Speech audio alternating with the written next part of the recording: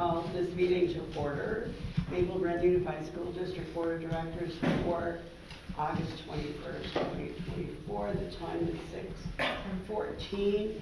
Apologize for starting late. We're having some technical difficulties, which are not 100% resolved, but we're going to keep going anyway. Thanks to Collins Purley for hosting. Well, actually, no thanks to Collins Purley. She said no thanks to Collins Purley for hosting. Anyway. Milda. Tim and I know each other. It's a good thing we went to high school together. Okay, so next thing is the agenda review. We need to review the agenda. Are there any revisions? Yeah, I was going to request that we add a new item to new business. It'd be an item D. Yes, 18. 8D, and it would be middle level foreign language teacher. Okay. There are no objections. Middle level foreign language.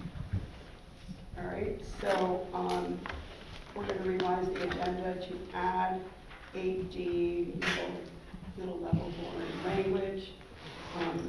With that amendment to the agenda, can we approve the agenda without objection? Any issues?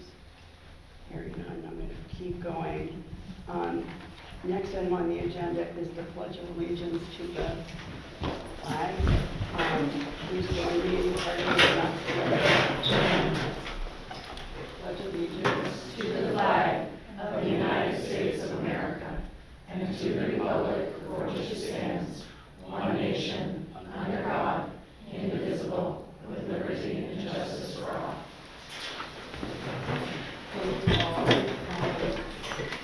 Visitors in the room that wish to address the board. Is that you guys? I don't know. I'm here. I was just gonna see Okay. what everything was all about. I don't want to show this. I don't know what to comment on yet. We haven't addressed anything. Comment period should be after the agenda, I guess. Yeah. Anyway, I'll just go through this section. The public comment visitor section of the meeting is an opportunity for community members to address issues of concern about policy, budget, and administrative matters, or to share ideas about how we can work together to improve our schools. We value input and respect divergent views. We ask you to limit your remarks to a time constraint of 3 minutes per topic and refrain from airing grievances with individual members of the school community, including respecting the privacy of the students and parents. Those attending remotely can type their name in the system, and we'll do our best to work with what you want to know. If anybody wishes to speak, they need to state their name prior to speaking. Do I have anybody that wishes to speak? Seeing none so far. John? No one on mine. Okay, so no section for the visitors. We have the consent agenda. Excuse me. There's approval of the minutes of July 17th and the meeting packet. If there are no, gotcha. I'm sorry. Joanna. Did you want to speak, sir? I don't even know what the agenda is to even comment on anything yet. So I'd like to hear the agenda first for the meeting, and then maybe I'd comment on it. But this is my first school board meeting. Oh, okay. So the agendas are available, just so you know, online. On the Maple Run website. Do we have any that are printed out? Yes. Thank you.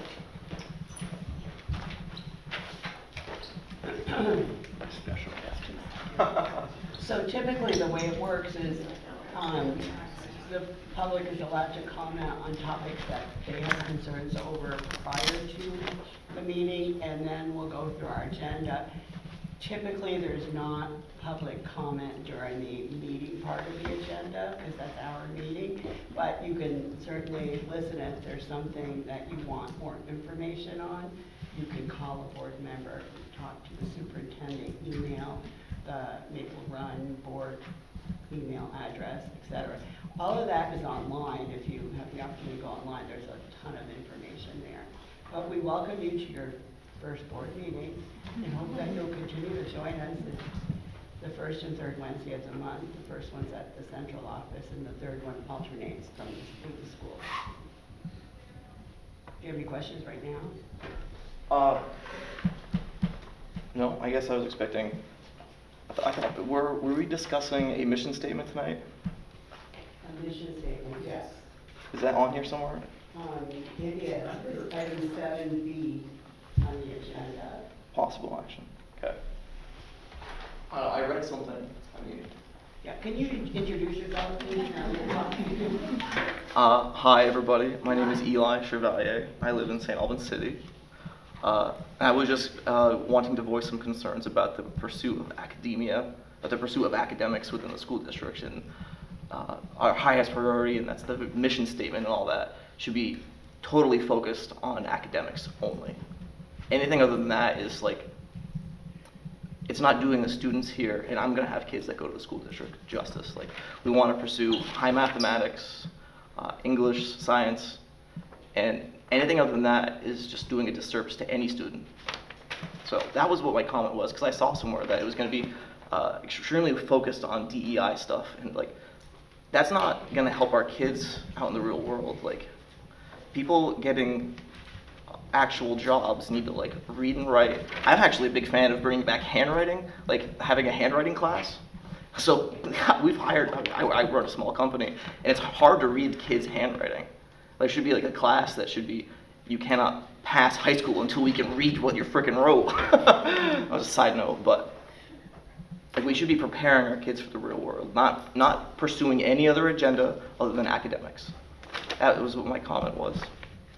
Because anything other than that is just like, we're at a school board meeting, we're supposed to be teaching stuff in a school, not any other social agenda or anything like that. So it's just, I wanted to voice that because I'm getting more and more concerned that we're straying from the path of academics and not pursuing like high achievements in math, science, and engineering and all the important stuff.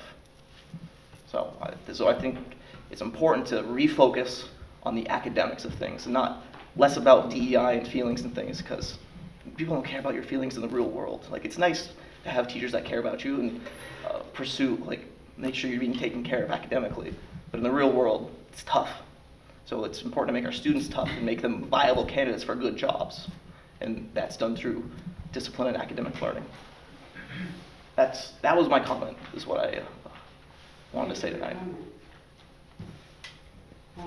Just for information, we do periodically and will periodically have more what we call public forums, right? So the public can come and give their ideas of different issues that are coming up. They're usually focused on one or two topics. And we did have public forums related to the goals of the board several months ago. I don't know if you were around for any of that or were aware of any of that, but we did get community input at that time, and we used that community input to come up with our goals, and then also we used that information to look at our current mission statement and realized that we needed to revise that from what it was like 6 years ago, when Maple Run first formed as a consolidated school. So that's kind of where we're at with a mission and vision, and there'll be opportunities in the future to address this. I don't usually answer these slides like this, but I know you're new, and I'm just trying to give you as much information as I can to help you move along. And my very personal comment on this is, if everything else is working well, some of the stuff that you really want will happen. And my personal opinion, you don't have to comment. I'm just, yeah. Any other comments? Thank you. John, anything on that? Nope, nobody online. Or people are online, nobody's looking to comment. Okay. So you folks online, if you can hear me at all, please put comments in the comment section and we'll determine whether we can address them or not. All right, so moving on, we're on the consent agenda. Anyone have anything they'd like to pull out to discuss? Hearing none, the consent agenda is accepted without objection. All right, reports to the board. Looks like we have two students here. We have Cooper, wave to the board, Jacoby. Thank you so much for coming, and we're looking forward to your report tonight. I don't know if we really have a report, seeing that school hasn't started. School So, hasn't quite started yet, I get it. for those of you who don't know me, I'm Jacoby Soder. I'm going to my 11th grade year at BFA, and I'm one of the student reps on the board. And we just kind of wanted to come get back into the swing of things. Students are feeling rested and ready to go back to school. Everyone is super excited to be back. Start this next learning opportunity. Yes, I'm really feeling it. Someone ambitious. Yeah, no, I'd say I'm feeling the same. I'm ready to get back in the rhythm of things, ready to get on with senior year. Had a good restful summer, and yeah, I'm happy to be here. Thank you for coming. We value the student report and look forward to it. Look forward to it. Next item on the agenda is our leadership team is going to explain the upcoming school year and some summer highlights. And we have like the leadership team here in all its glory. And I am going to turn it over to whoever's the first speaker or speakers or whatever, and let the show begin. Yeah, I'm gonna let them go with us, but maybe John, you can go right to the first piece. They did a lot of great work. I just want to say the leadership team's been working really hard this summer, did a lot of work together to align things. So, All right, is that me? it's you. All right. Good evening. We had a really great leadership retreat. It was awesome for all of us to get together. We had some time to reflect after the school year, and it gave us an opportunity to think about the goals that we'd like to pursue as a team and for our students. I was on the committee, which was aligning in-service and training and early release days. And we had objectives to align our the work that we're doing in our building with the OKRs and the goals of the board. So we really focused. We met, there was subcommittees, like I said. It was myself, Polly, Christina, and Stacy. So there was representation from each building. We talked about what we know works well with our staff and styles that they're seeking right now, and also the importance of modeling what we're preaching. So we're really talking a lot about universal design. And so what we aligned on is creating a teacher choice board for learning time, along with a choice board for educational support staff during in-service time, their work time. So that was working with getting information around guaranteed and viable curriculum, around Amplify and illustrative math, restorative practices, PBIS, and work around UDL. And they will take the course if there are new staff for UDL now, and then the next step would be aligning UDL and SEL work. We came to some great agreements on how to line up our training, and that to ensure that we're all giving the same message to all of the staff within Maple Run, because we know that if we're all aligned, it's supporting the work of the goals and also the success of our students. So we created work around an OKR slide. So again, the goals around that. We discussed around our 30 hours, which is in the contract. And created schedules that all of our MTSS teams would meet on different days to support collaboration with central office, and our Handle with Care training with Alexis. And we really wanted to ensure that district-wide trainings were happening. So we created a time for all educational support staff to receive verbal de-escalation. So getting more cross-collaboration as well in the district for the ESP. What does that usually mean in reality? So, I'm sorry, so it's universal design for learning, so it's best practice teaching approach. So it's identifying barriers that teachers would see in the classroom, may see in the classroom, and being proactive in planning around that. So really having inclusive practices while in the classroom for all students, whether that be social, emotionally, or if they have learning difficulties. Thank you. Mm-hmm. Julian? Kelsey, I heard you say PBIS, is that Yes. going to be district-wide? So right now, I know that it's in SATEC. It's been there for a while. Fairfield, it's been there for about 10 years. I know that SACS is working towards aligning with their behavior practices and protocols. We had a lot of good conversation. Well, I was a part of the handbook group, and they were too. And so a lot of good discussion around that and using restorative practices when we're handling consequences and behavior in the classroom. And BFA has also tightened up their system and done some awesome work around that. Great, thank you. Mm-hmm.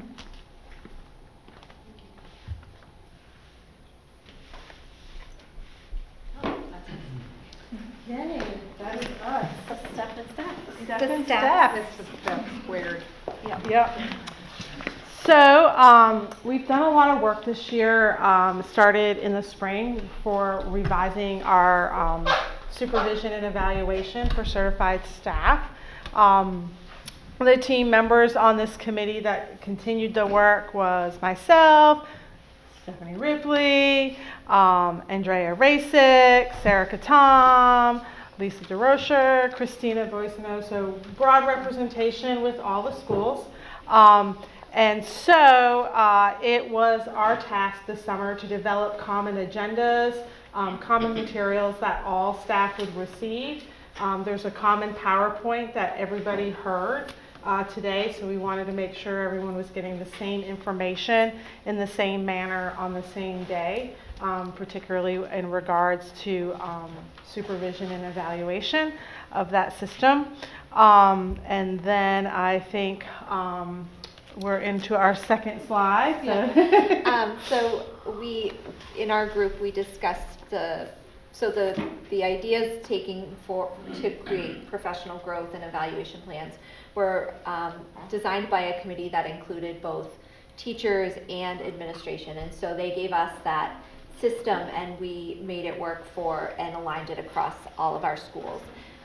So we looked at ways to encourage and promote reflection on the critical components of teaching for people.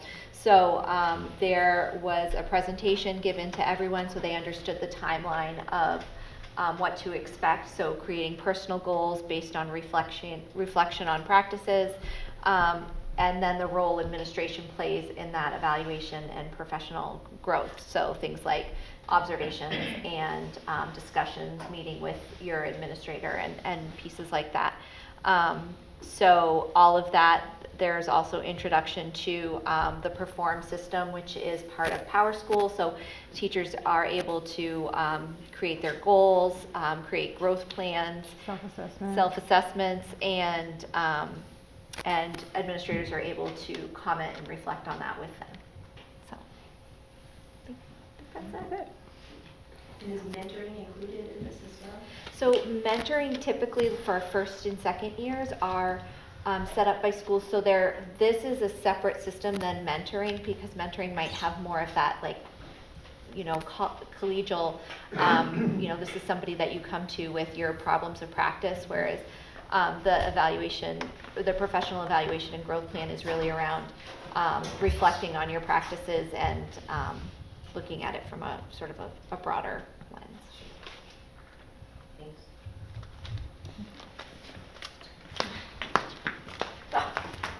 Favorite. Come on, Alexis. We're going to move over here because we don't really like to be right on top of the camera. Is that better for you? Yeah, I thought so. Can you see me okay? I can see you okay, you're good. So I was on several committees and I have to say this was my favorite one. Yay, handbook group. We also had broad representation, including Becky, who came from HR to make sure we were dotting all our I's and crossing all our T's. There was myself and John Bracco and Alexis and Martin. And Leanne helped us out when we got back to the summer, and Kelsey. So one of the things that was really important to us was to put things together that we all have in common. And so we can say now that the first 12 pages of everyone's handbook, regardless of what school you go to, lists all the things that are the same for everyone, no matter what school you're in. And we have our own sort of things that need to be by school after that. We'll talk about the list of, is there another slide? Well, I can't read that. but- I can't either, but it's okay.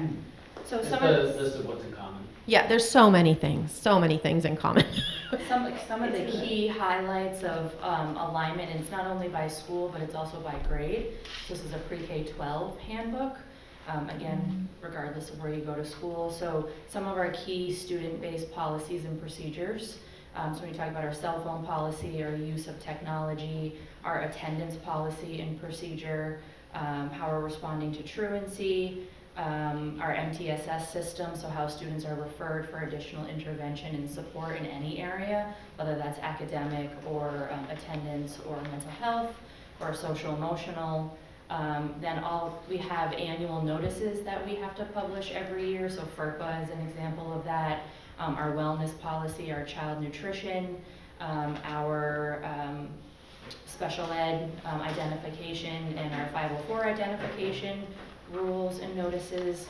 We have a notice in there around our policy around restraint and seclusion and Rule 4500. What am I missing? In-district MTSS? transfers, so kind of outside of those policies and procedures, we highlighted our in-district transfer process with deadlines, our inclusivity statement, our communication expectations from teachers to parents and families. MTSS? You did, sorry. Yeah, MTSS. I think those were the items that we tackled right away, and we knew we wanted to get in there and roll out for this school year. So that is kind of already done. It's already approved by the leadership team, and it's actually in action. And then what we did is we created kind of like a 3-year rollout plan. So we know that we need to be aligned in more areas where we're not there quite yet. So then we prioritized where do we want to be aligned by the end of FY25, where do we want to be aligned for FY26, and then where do we want to be aligned for FY27.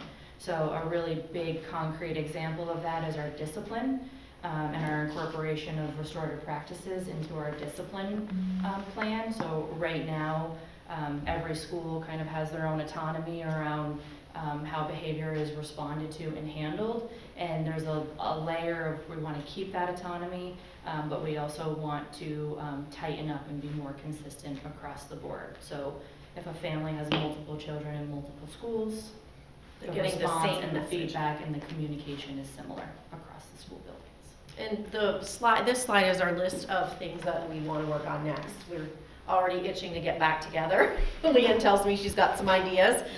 These are the things we want to tackle so we can be even more aligned so that our handbooks become almost identical.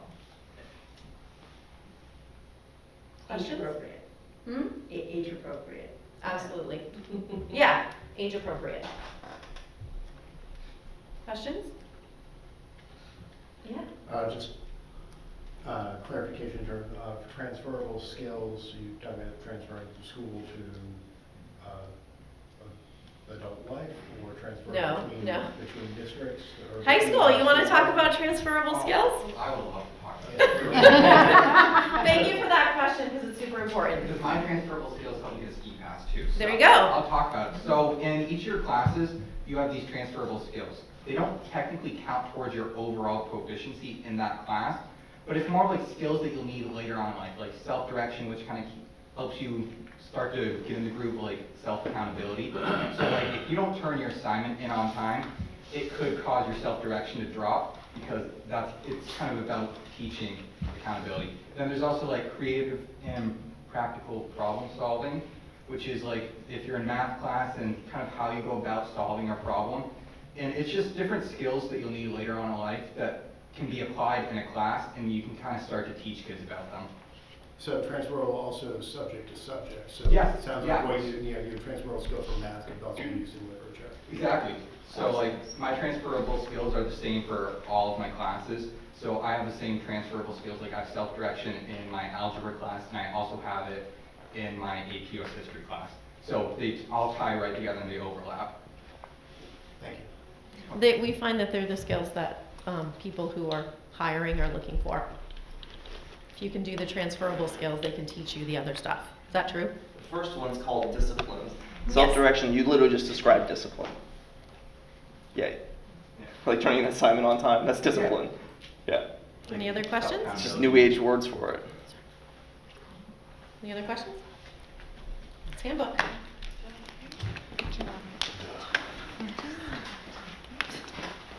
Rocco, I think you can take your radio off. Oh, sorry. I ran from school. I do all the time. So I was part of the attendance team, Lisa, Stacy, Jason, and Alexis.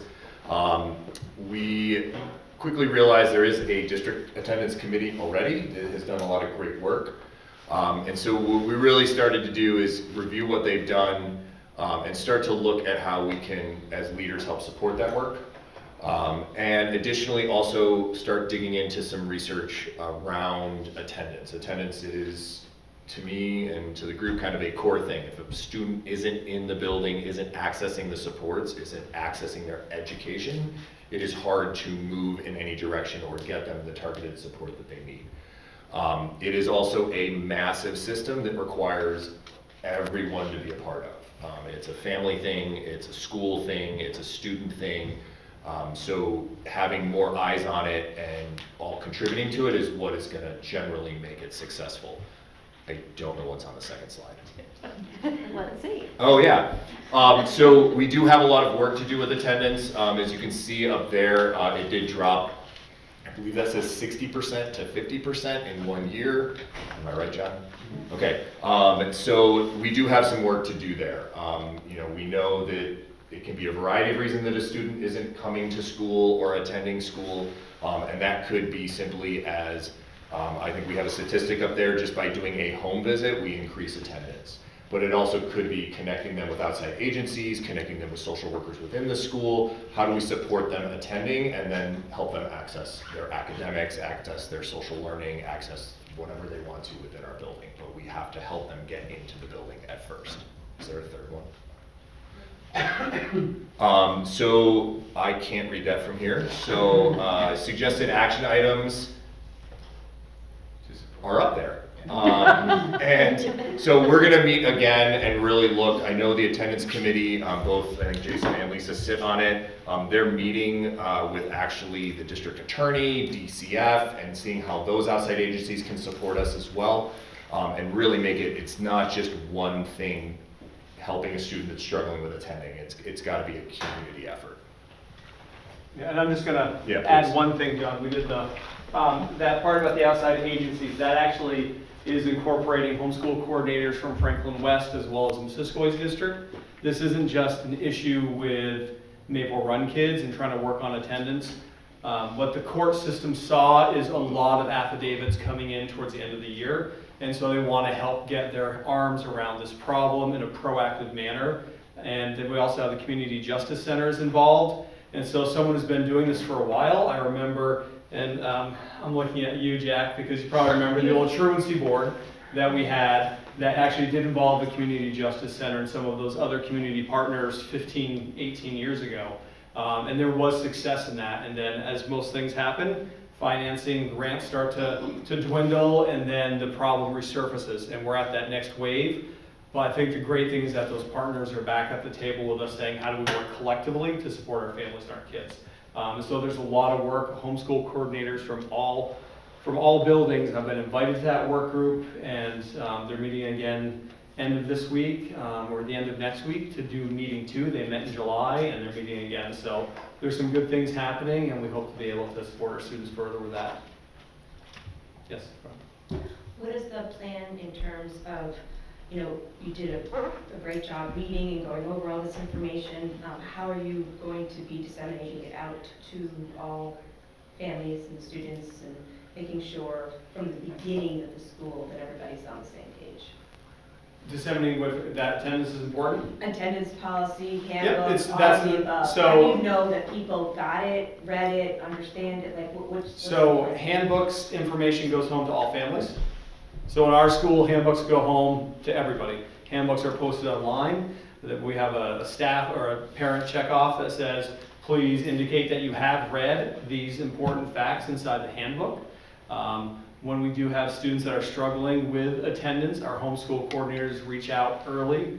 We've talked about the idea of those nudge letters, and we talked about rather than wait till the 10-day to send out that first letter, that is, as a parent, would be maybe a bit alarming, because it talks about our legal obligation for attendance. How do we leverage the relationships with the teachers and the families to do a nudge? Hey, I noticed that Jason wasn't in school the last couple days. Is there any support? Is there anything that you want to share that could be helpful in order to re-engage him in school? And so those are some of the ways that's going out. We've talked, that committee has talked about, the teacher-led committee has talked about, do we have to start putting information out in daily announcements that go to families or in Facebook posts? However we communicate, how do we do that collectively and try to do that same messaging to try to stress that attendance is important. As a side note, Channel 5's news this morning, Dr. Lewis' first whole thing was on a chronic attendance, and attendance is important. 2 days a month add up, and then all of a sudden you're a statistic. So what can you do? So we try to use those established means of communication to let families know that we have attendance is important. So I hope that answers some of that. It does. I hope it's coming from the, especially in the K through 8 and the homeroom and classroom teachers, because that initial development of relationship is really what's gonna, I think, matter the most. And we have leaned on those relationships with our teachers, saying that that first communication, really don't want it to be from me. You want that first communication to be from someone who is forward facing with that child every day, because it's all about relationships. So that's the hope and dream, and we'll get there. A little bit at a time. Any other questions? All right, thank you.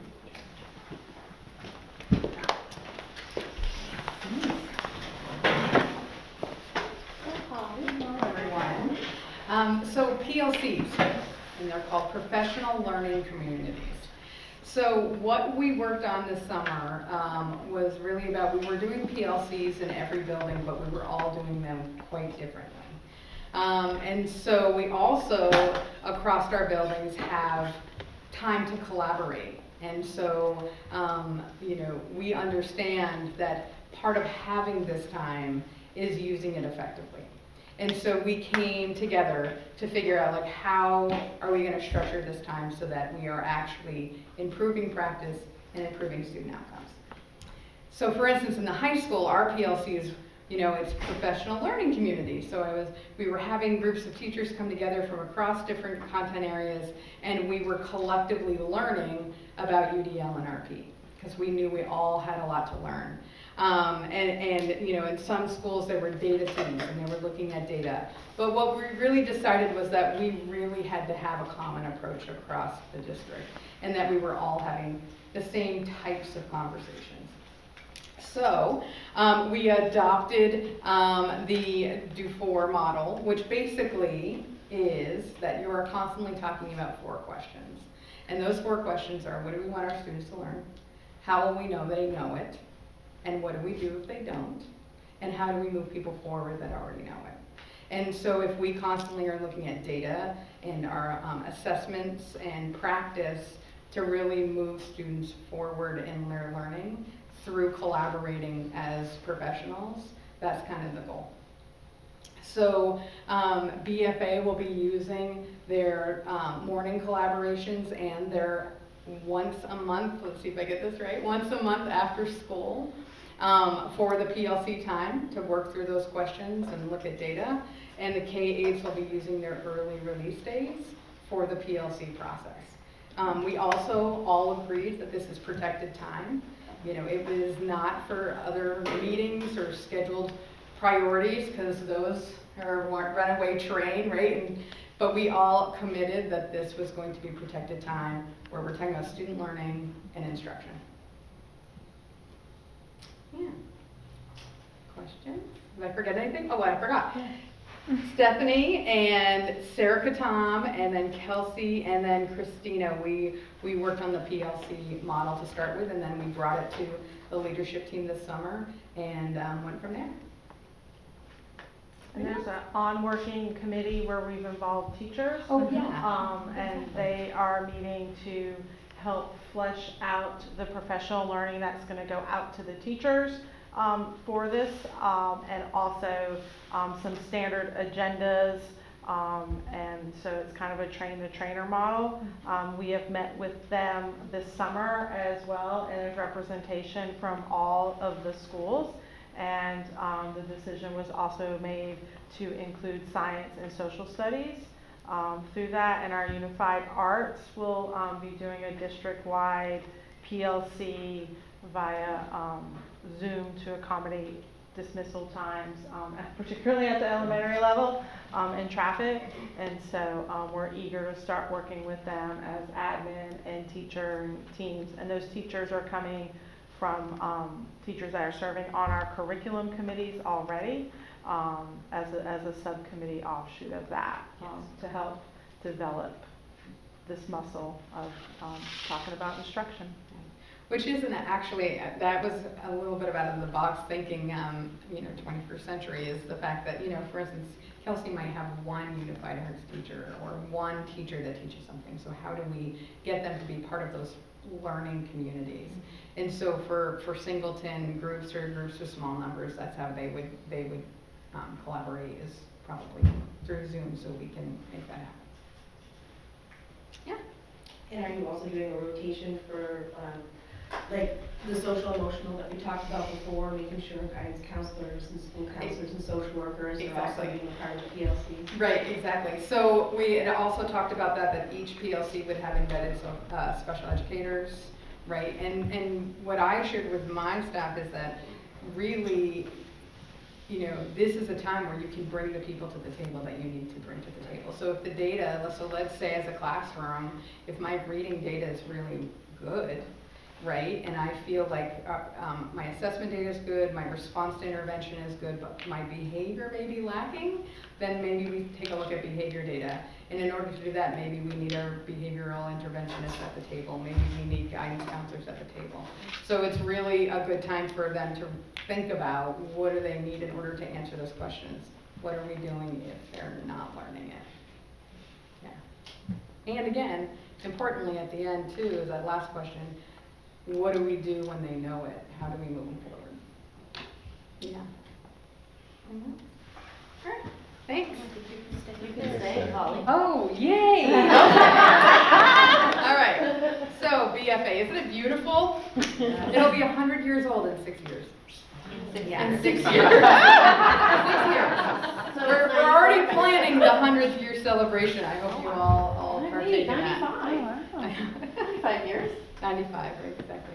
So what the update? So I just left freshman orientation, 9th grade orientation. I gave my welcome in the gym and then came up here.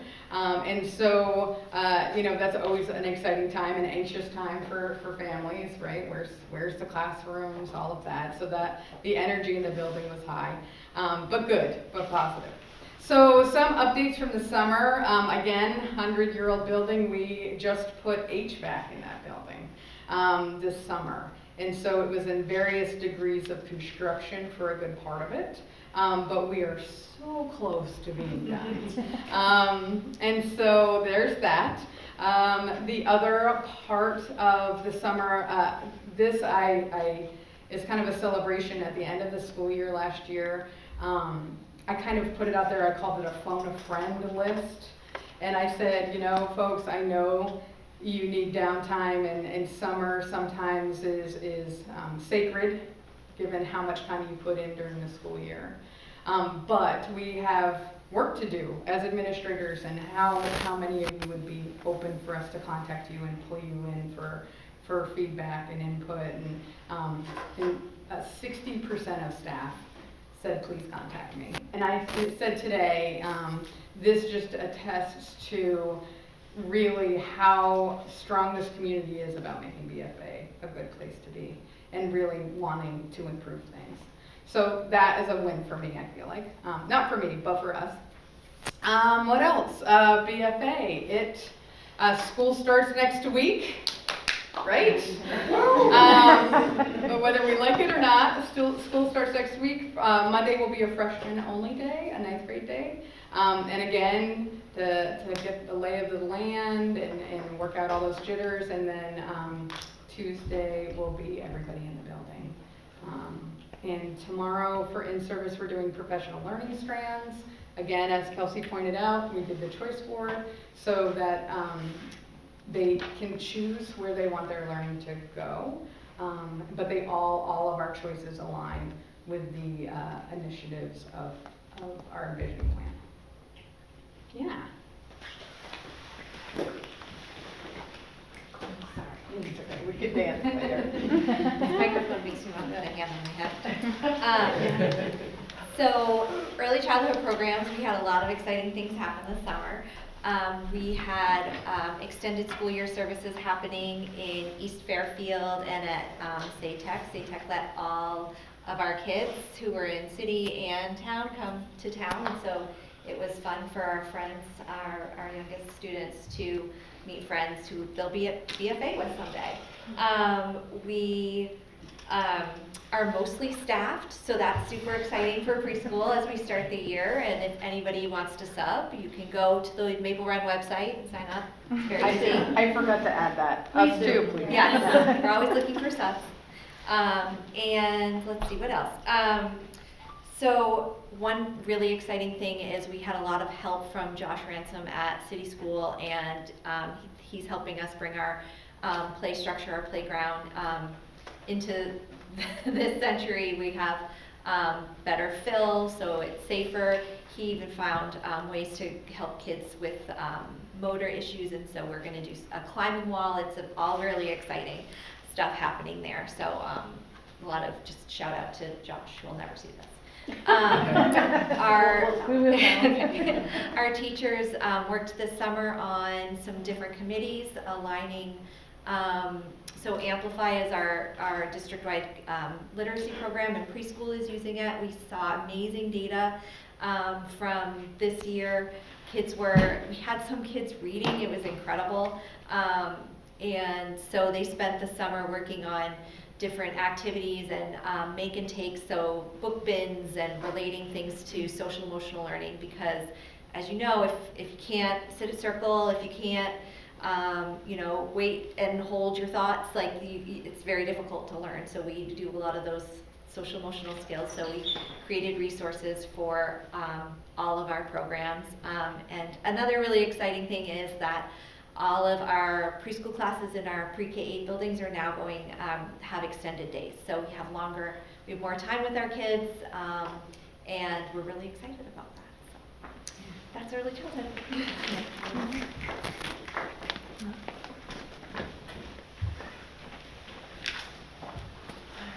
So today was really exciting. Everyone was back in the building, so it was a lot of positive energy, and it was really exciting.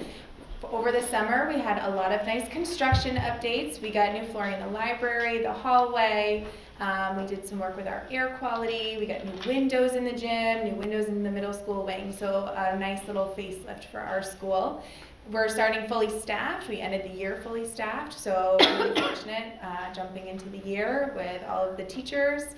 And we have our first middle school parent engagement night tomorrow night, where we're inviting the parents to come in so we can really go over and explain our behavior system, our protocols, go over the handbook and attendance, and just open an opportunity to engage with the families if they have any questions for us that we can help support and work with collaboratively with them. So, awesome. Yeah, so we're very excited for that. We are adding a new element to our Harvest Night this year, where as last year I spoke that we sent a team to California for project-based learning. We're adding a new project-based learning unit this year. It's Harvest Night around the world. So each grade level will do their own research and share out at Harvest Night this year. So it's pretty exciting.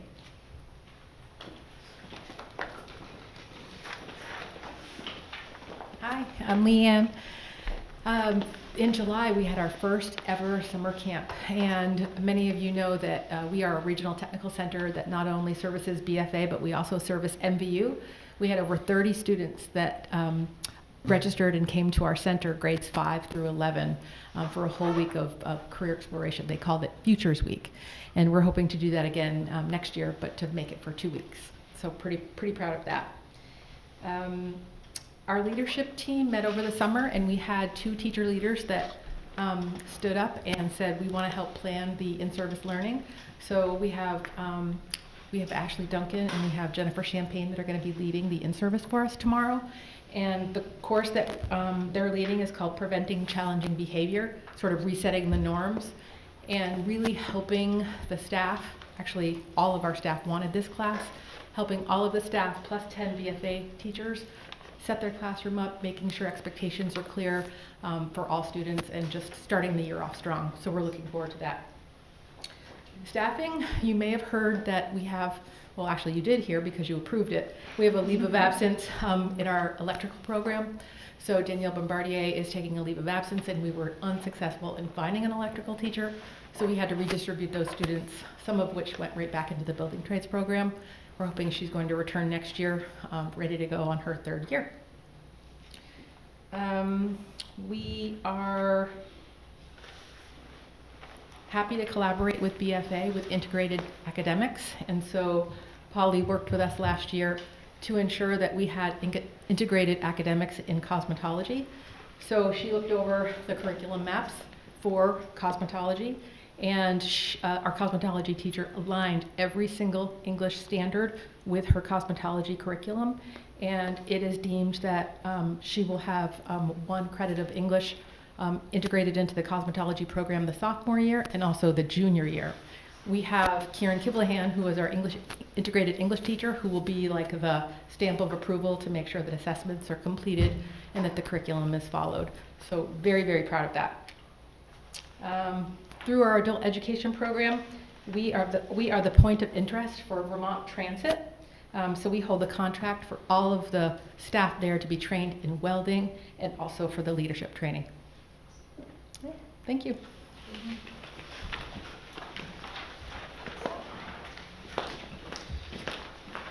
Good evening. We've been real busy at City School this summer. We have redone sidewalks in the back off the bus ramp, so they're nice and they're smooth.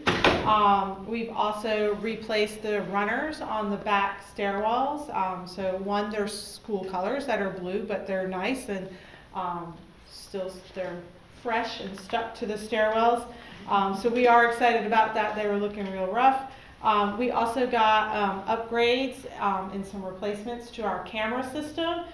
So it's an on-demand camera system for us as well that Stacy and I can pull. It's much clearer, it has a higher pixel level, and it got rid of some dead spots, particularly in our cafeteria and our stairwells. And some upgrades outside as well, which has been helpful. Thank you, Travis. Thank you, Travis, who has been very busy. He came and installed those quickly and even showed us how to work the new Meraki system so that we were ready to go. We also just finished last week upgrades to our sound system in the stage area gym, and so we're hoping no more feedback and when we're doing our plays and our chorus. People can hear. Well, yeah, people can hear. And so we've worked on that. In the gym, the floors were redone. They look beautiful. There was also a climbing wall that was installed on the back wall that we're excited about for students to use. We had 178 students throughout the summer through our 21C summer program. And we also, for summer this week was our last week, but averaged 300 meals boxes for the community for children under the age of 18. And shout out to Desiree Stevens and Sue Smith that were instrumental in the Abby in assisting us in handing out those boxes. Many rooms were repainted. As you know, we restructured to two-year grade bands, so almost everybody moved. 5 people stayed where they yes, were before. only 5. A couple of those were pre-K rooms and kindergarten rooms mostly.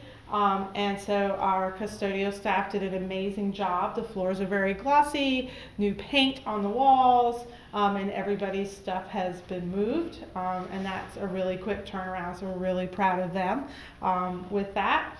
And then we also had a leadership retreat. So we met one day in July and one day in August with our leadership team to create norms, mission, vision for the leadership team, and to start the process of creating a problem of practice that we want to work as teacher leaders in the building to solve and improve instruction. So we're excited about that work as well. That's it.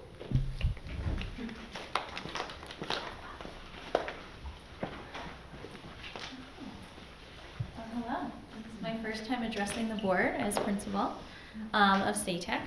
So it was a busy and productive summer. Our facility staff did a deep clean of the building. They painted over 20 spaces within the school. We also, so the building looks beautiful. Carpet was replaced in rooms that needed it, as well as some other spaces.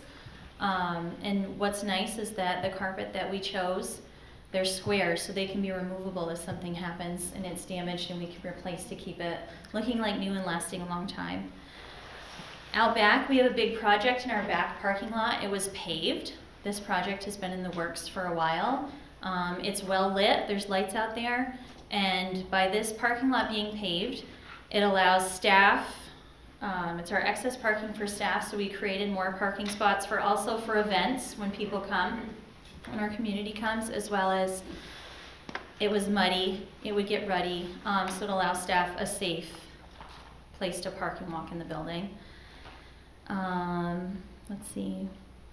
So that is a huge gain for us. All curbs were painted with a high visibility yellow, so that helps our students, well, students and adults alike, not trip. Let's see, the front sidewalks in front of our school were repaved. And then that takes care of our facilities. We have been interviewing, we've been so busy the past few weeks interviewing and hiring, watching School Spring closely, pushing news out. We still have some positions available, and then subs. We know that we'll need some subs, so if anyone would like to apply or come join SATEC, please do.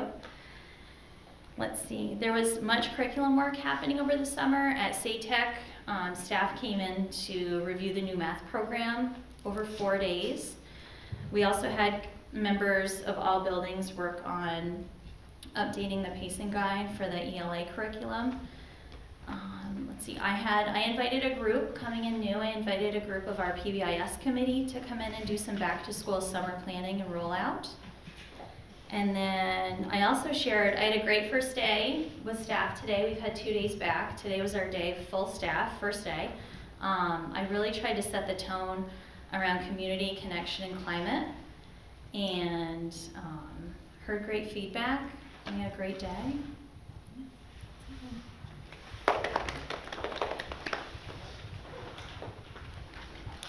So I want to thank everybody for presenting that. You know, it was long for the board, but there's a lot of tremendous work. I've been saying to people all over that this team did the most work I've seen of a leadership team in one summer, and probably more than all the other summers combined, except for when we were really intense on COVID and we had to restructure everything. So it's been I'm just really excited for the work we've done and the work we have been going forward. And they're really trying to align everything across. As you hopefully heard, alignment is one of the things everyone's team is really committed to across all our schools. And we know we have a lot more places to go, but we made some good strides this year. Thank you. Thank you very much for putting all that together and all the work that you did to make it all happen. We appreciate it.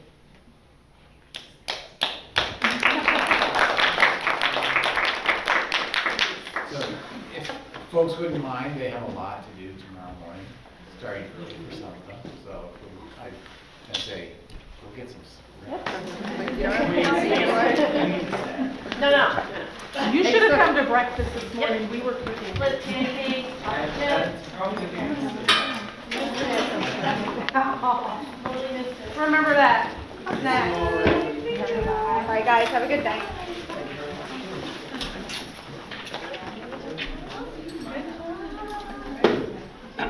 Okay, that was great. I know it was long, but I think it was a really important piece. We started the all-around project. With multiple speakers like that, it doesn't seem quite long. Yeah, no, it was great. Yeah, it was They were good. busy. Yeah, they've really worked a ton, and it's been amazing to watch them. Yeah. It's like a feel-good moment, almost, like you're sitting here and you're reporting on everything, you're like, oh, it's great for the next year. Sorry, that's just so random to add, but. Thank you. All right, moving on, old business. A plan for meeting board goals. Okay, this has been on our agenda over and over, and we had come up with the plan of doing observations and reporting on those reflections as board members go to events along the school year. Obviously, we haven't gone to the events yet, and we will be seeing a schedule of upcoming events in the future. So I'd like to just table that discussion and move on. Next item on the agenda is the vision and mission. So you have an attachment which has two sections on it. If I had it in front of me, I could speak to it a little better here. Hold on.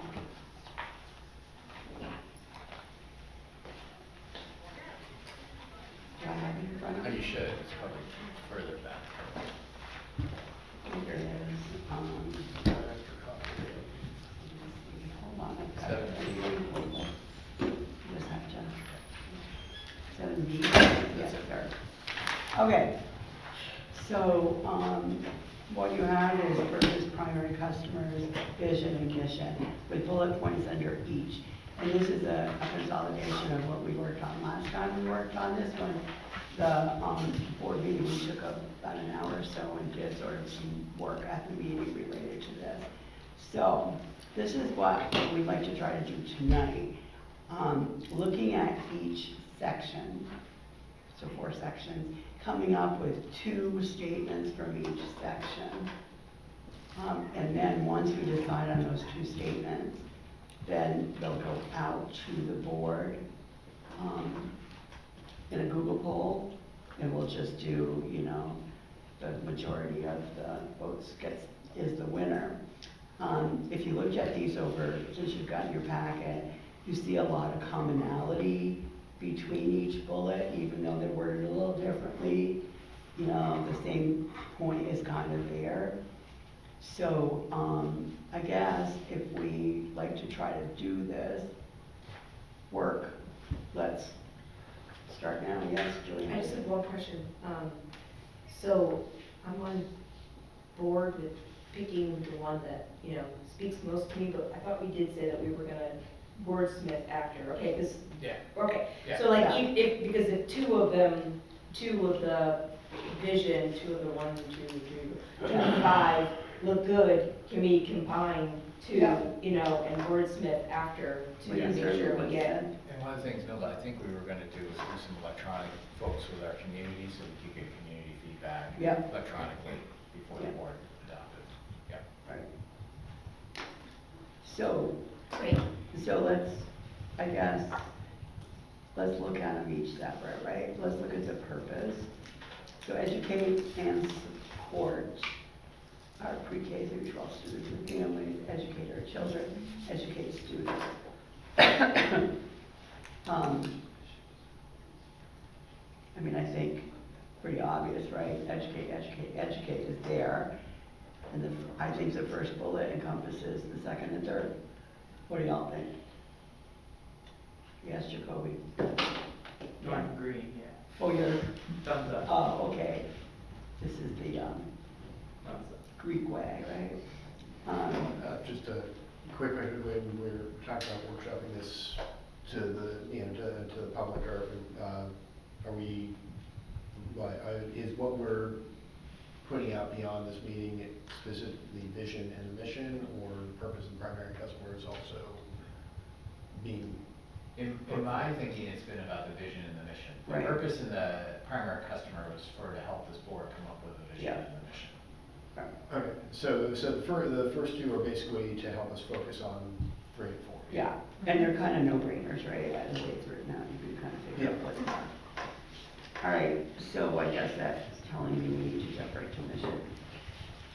Excuse me, vision. So does someone want to jump in with some words missing or have something that they might have worked on, worked out? I'll just kind of say, I don't know, I feel like flexible pathways doesn't need its whole own like vision. I feel like we can maybe find somewhere to combine that in. Like maybe even like the third one could incorporate flexible pathways into that. Yeah, I mean, honestly, like what you said, I feel like flexible pathways is more of a mission thing than something to be on our overarching vision.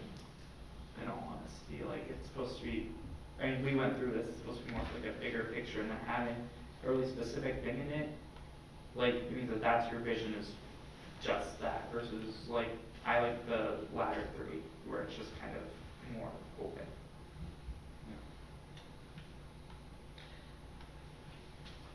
For me, it was the last 2 that I want to combine. The last 2 you want to combine? Yeah. I agree. I think it's kind of like a welcoming kind of thing, like. Yeah, the welcoming, Yeah. and then, tapping into the love of learning for Our all students, students in our community. So it's the welcoming part for that you, and so, okay. I don't want anything to do with it, I'm just kidding. I'm welcoming your welcome.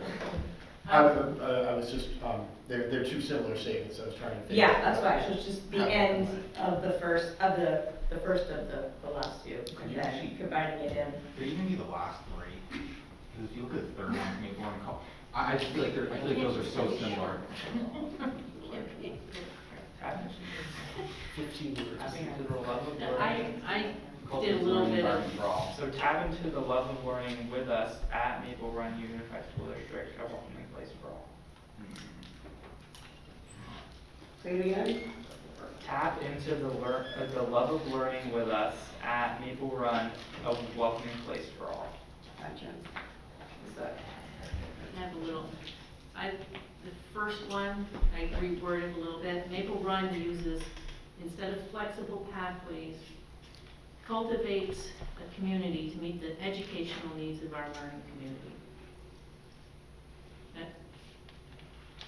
Say it one more time, Mary, because I lost it. Maple Run cultivates in the community, cultivates community to meet the needs, educational needs of our learning community. Cultivates, I don't know, but I don't like flexible pathways either. I like the last one. I don't know if I like one and then like 2. Anybody else? I like the learning part.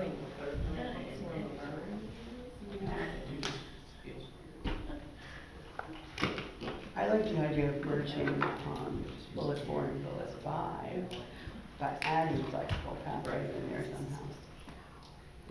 That's kind of like Maple Run. Could you combine the third and the fourth by just saying a welcoming learning and social environment for all? Maple Run cultivates a welcoming. Yeah, Maple Run cultivates a welcoming learning and social environment for all.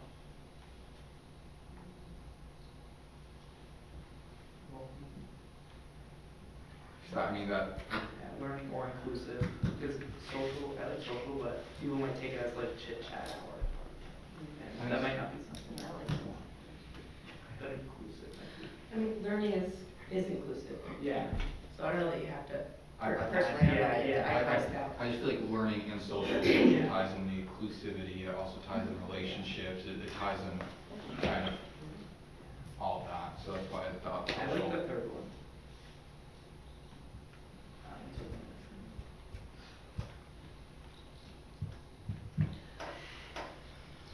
So I would generally say, without taking offense with one, maybe exclude, slashing couples, one of the things that I'd be wary of is making the vision statement sound like we're running an ad or a slogan. Yeah. So like, you know, for instance, the tapping into the love of learning, the last one, kind of walks that line a little bit with the kind of pun of tapping in Maple Run, but doesn't cross that, whereas the fourth one, tapping into learning, kind of rings cold with me based on the fact that it's more of a call to action, like we're writing an ad for Maple Run. So, you know, as we go on, I would just try to make sure that I don't mind being a little cute, but try to avoid being a jingle. I agree. I feel like our vision's not necessarily demands, but they almost want to sound like demands. Like Maple Run will do this, or Maple Run has this, or just. I agree. I feel like that seems like something we'd find on like a brochure we'd be handing out. So I think if we. It might be a good brochure like title to have. And I'm good with putting it on a brochure. Yeah. No, I was struggling with tapping into that language as well, which is kind of like, I don't know, it felt really quirky and not, I don't know, it didn't belong on the wall of the vision statement. I agree with that. I think it sounds kind of funny. Yeah. If I was going to just vote for one, I would say I would vote for the fifth one, based on, you know, the fact that I think it stays on the side of 220 that I find I'm comfortable with. But it's definitely something to Could you just try to avoid I just being want to commercial tap about it. So am I hearing that tapping into is too hokey, or am I hearing we want the tap? I think that just needs to be scratched. Personally, Well, I guess I like the end of it, the students Yeah. and community, it's including both, like, students and not just. Yeah, I mean, the word Students, tapping there, from what I remember our discussion, and Jacoby and Cooper, just to give you some context. Yeah. I gave them some Like the examples of higher- different one, and like Barry has a rock solid education for all. That's how, and that's kind of got us onto the tapping. Barry, Vermont has a rock solid. Granite industry. Yeah. They're granite. Okay. So that's where it came Yeah, from. it took me a minute to get that, and I think people looking at it, I mean, a rock solid education is a better, like, connection than tapping into, I feel like. I didn't realize that until Charles pointed Yeah. it out, so. Like, Well, yeah. I mean, specifically, I was Let's mostly, do our update guys. mostly it's, in my opinion, kind of a fine, kind of grained bit of language is the difference between tapping and learning with us, and it makes it sound like we're trying to sell something. Yeah. Tapping into the love of learning is something that it works as a sentence. Or we could say like, we are tapping into the love of learning, like, add like a Yeah, our statement. Yeah, to be clear, I don't have any objection to the term tapping into, because that has multiple meanings. You don't want to look back at the sugar makers, is that what you're I have a clear, I feel like I have an objection to it. I feel like that's. I think like we are tapping into, I don't know, I feel like you need that we are. I feel like our vision just needs to be like stern and Or clear. like Maple Run is tapping into the love of learning for our students and community.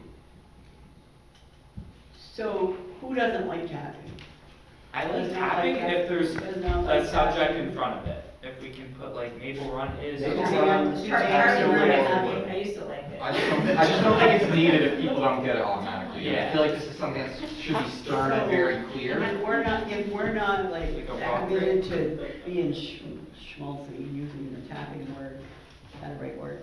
Then we could lose the word tapping and use a different word. See, Sugaring. I think that last one, although it's like, you know, nice, it feels a little bit like and world peace, you know? It's too nice. My suggestion would be that if you look at the very first one, it says Maple Run uses has a subject, a verb, and so forth. And I agree with, yeah. Our brilliant students here who basically are suggesting we make it a sentence with a subject and a verb and, you know, like Maple Run. Is doing Cultivates a community of education. Yeah, that's what I like about the third one, is it says like Maple Run cultivates a welcoming learning environment for everyone. I think for me, the third one is the best one, even if you wordsmith the other ones. I think the third one is the winner. Or if you use the word capping, you start off by saying, as we, you know, in our development of maple syrup, you know, we need to, so that we make the connection. Well, I think that. But I like the third one myself because it is a sentence. Again, going to our brilliant students here, just adding Maple Run in front of it doesn't, takes a lot of load off that tapping. Makes the tapping word less cutesy. Maple Run taps into love of learning. Suddenly, like, Run runs it in, so it stops being, it stops running for it being a slogan at all and becomes more of a. Right, I think it should be a. Dance anymore. I just wordsmithed the last one. Let me know if it sounds like anything that would get approval or something. I said MRUSD will strive to foster the love of learning for our students and community. Yeah, or if you really like the tapping, you could say like tapping into the love of learning and maple syrup for our students and families. That way it's crystal clear. Just like crystal. Too syrupy. I think that using the words committed and cultivate in a vision statement kind of conveys that we're always working on improving. We're improving reading, math, attendance, and all of those other goals that we have. It is an agriculture. So how would you say that, Suzanne? I don't have to run it all together, I'm not sure. I like those two words. Yeah. So, what I'm hearing, I think, is that everyone wants it to start with Maple Run will, or uses, or cultivates, or taps, or whatever. So put the word Maple Run as the words, Maple Run at the beginning. Everybody kind of liked cultivated. And I just have a quick technical item. Nakuma's unable to voice her opinion in the room. I don't know if it would be useful for her to call someone and be on a speakerphone if. Is she typing in? So, I don't know if you have like ESP or something right now, Charles, but she literally just messaged something that she wants me to convey to the group, if that's okay? Yeah. Yeah, so you guys are linked. At Maple Run Unified School District, we are committed to cultivating a welcoming learning environment where our students and community can tap into their love of learning. Yeah, that's All right, Yeah, let's do that. So oh, sorry, am I interrupting you? Go ahead. So I like that one a lot. My initial reaction is that it's a bit wordy, but in the interest of putting something forth, I think the wordiness is helpful because it can be put out there and then trimmed down from there. It's a lot easier to trim something down than to bulk it up. Can you read it again, please? So that was cultivate a welcoming learning environment Say it slowly. where, you say that one again? At Maple Run Unified School District, we are committed to cultivating a welcoming learning environment where our students and community can tap into their love of learning. I think that's perfect. I think it connects really well. Except the word learning in this one. Yeah, So, Yep. how do we get, we want to do two though, right? We Well, want. I think there's a lot, I've heard a lot of agreement on the third one. yeah. On the Maple Run cultivates a welcoming learning community for all. Okay. But wasn't that the one that was just combined? And then you have the one that Kuma just proposed. I don't know if that kind of takes Kind of two. blends both. The third one, what she combined into that one. Right. Except doesn't her statement have the word learning in it twice? We could wordsmith that. But, so she has, it says it's cultivating a welcoming learning environment, and then at the end, it's tap into their love of learning. You change a welcome learning environment to a welcome education environment. You So, at Maple Run Unified School District, we are committed to cultivating a welcoming environment where our students and community can tap into their love of learning. So that's what it sounds like if you take the second line. Yeah, sounds good. Yeah, so we can take those two and put those out to people and get feedback. Well, People will be good with that. Okay, I just need for you to read it one more time. How do you just? At Maple Run Unified School District, we are committed to cultivating a welcoming environment where our students and community can tap into their love of learning. Okay, so that one, and then bullet 3? That's where we're at, what are 2 options? Could you, cater my nitpickiness and read that back with the word educational ahead of environment, so welcoming educational environment? At Maple Run Unified School District, we are committed to cultivating a welcoming educational environment where our students and community can tap into their love of learning. I don't mean to be nitpicky, but I feel like the educational environment is kind of wide, so I feel like we wouldn't really need educational from that. Yeah. Yeah. I don't go in as in here, I think it's a little long. So, but this is where we can do this later on. Right. We don't need to do this. You're gonna get some feedback. I was just gonna say you could. So it sounds like in terms of what email. goes out there. Right. I think we should almost all split up. Look over this type of art, I know, not right now, we can't, we're in board meeting, but on our own time, split up, go over this, kind of create our own versions and meet back and like, see if we can combine or if we have common ideas. Because I feel like it's kind of all over the place as we're doing it right now, and it's. So, we kind of did that already. Well, So, I mean, it kind of sounds all over because we're all kind of saying things out, but we have narrowed it down to basically 2 things that we could then put out to the community and get feedback on. Agreed, except the 2 things we put out, bullet number 3 and the new revised number, whatever. Bullet number 3 is like half of that last one. Yeah, I think bullet number 3 Is gets that really the a same. change? I think bullet number 3 gets the same point across in half the amount of words. And I think a vision is supposed to be like quick and like just what you're looking at. It's not like what you're aiming to do, like it's just like what are you looking at down the road, and it's number 3. It's not, you know, really anything else. But I hate to be like direct about it, but that's true. But the one that she created on Zoom, it combines 3 and 5. It's not. So we one could three. use those 2 then, bullet 3 and then we revise bullet X. Yeah, so then just do 3, should we just do bullets 3 and 5? No, it's 6. Six? Somewhere row would be number 6. But 3 is half of 6, though. Yeah, I think the point is that we want to try to get some more feedback from the community on what they like and what they don't like, and that's going to help this board refine what statement they want. Yeah. So we're just going out for feedback and see what people think. Yep. Okay, shall we do that, what we just decided, bullet 3 and bullet number 6 or X Yeah. or?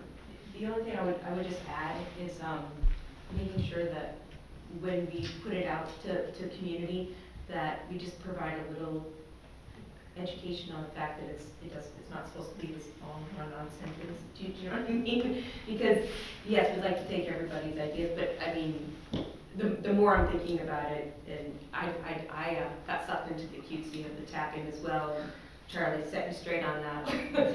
And that third one really does get to the point of all that we're saying without the cutesy. And that is what, I guess, a vision statement, in my interpretation. Okay. Is supposed to be. So just if we provide a couple of models also to the community, so they see what other vision statements look like, I guess is what I'm trying to say. Does that make sense? Yeah. All right, so. Sorry, I just have a kind of side note question. Is there a way that we're gonna really communicate this to the community? I know we said it like Google form, but. So we'll put it out on Instagram, Facebook, like send gray arrow messages to parents and say, we're really looking for your feedback. We were doing a shorter process than what we did with strategic planning because we had we all had all that information from the community input. So it's like, we're just trying to get this last piece done vision, missions, goals, strategic plan. And then one final thing, like the QT is great, but you want to be taken seriously, and I think number 3 does that. Like I just, in like QT can be on the brochure, but I think if you want to be taken seriously, like as a district. Okay. So let's move on to mission and see what we can do there. So all 3 say Maple Run will.